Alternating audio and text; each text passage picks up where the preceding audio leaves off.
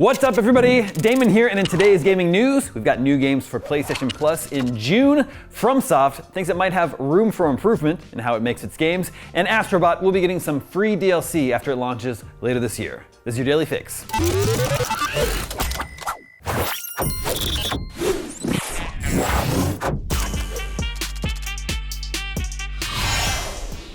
Sony has announced the new PlayStation Plus editions being added this month. For the extra and premium tiers, Monster Hunter Rise joins the library. This 2021 entry got an 8 out of 10 from IGN. It mixes classic Monster Hunter ideas with some of World's best improvements and a whole bunch of clever new mechanics of its own. Next up is Crusader Kings 3. This historical strategy game got a 10 out of 10 from IGN.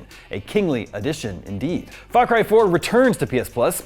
And this month's list is rounded out by Football Manager 24, Monster Energy Supercross, the official video game 6. They've made 6 of those things. After Us, Anno 1800, Police Simulator, Patrol Officers, and 2 LEGO games, LEGO The Hobbit and LEGO The Incredibles. The premium tier gets 4 new games. Kayak VR Mirage for PSVR 2. It's a VR game where you kayak around, for real. PSP game LEGO Star Wars 2, the original trilogy, spooky PS2 game Ghost Hunter, and PSP game Daxter. The retro games are all enhanced with up-rendering, rewind, quick save, and custom video filter. All of these new additions will be available starting June 18th. Moving on, Elden Ring creator Hidetaka Miyazaki has said that using guides to beat FromSoftware titles is a perfectly valid playstyle in a new interview with PC Gamer, but that the Japanese studio has room for improvement if players who want to go in fresh can't beat the game organically. Elden Ring's open world map and legacy dungeons are packed full of easy to miss collectibles and brutally difficult bosses that render the use of guides all but mandatory to some degree for all but the most determined of players. Miyazaki said, "We obviously understand players use guides, but we don't make or plan anything with that as a prerequisite. If anything, we try to cater to the player who is completely blind and wants to go through organically. If they can't do it, then there's some room for improvement on our behalf, and we'd like to try to embrace those players more in the future." For those that do use guides, IGN has prepared a handy guide to help you beat Moog and get you ready to face everything that the Shadow of the Erd Tree has to throw at your tarnished warrior.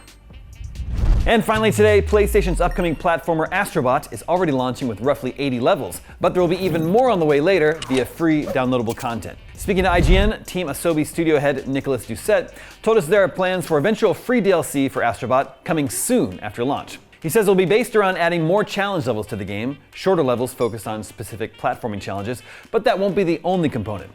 Doucet didn't share more details about what else might be coming in these editions, but we can throw some guesses out there. For one, both of the challenge levels we played in a preview were centered on rescuing a bot in a PlayStation character costume, so it only seems logical that more DLC means more character cameos that won't appear in the base game. Given that there are apparently around 150 PlayStation character cameos already, it'll be interesting to see how deep the cuts go. Doucet told us that PlayStation completely opened the doors to whatever characters Team Asobi wanted to include in the game, and internal studios even sent requests pouring in for their characters to be featured.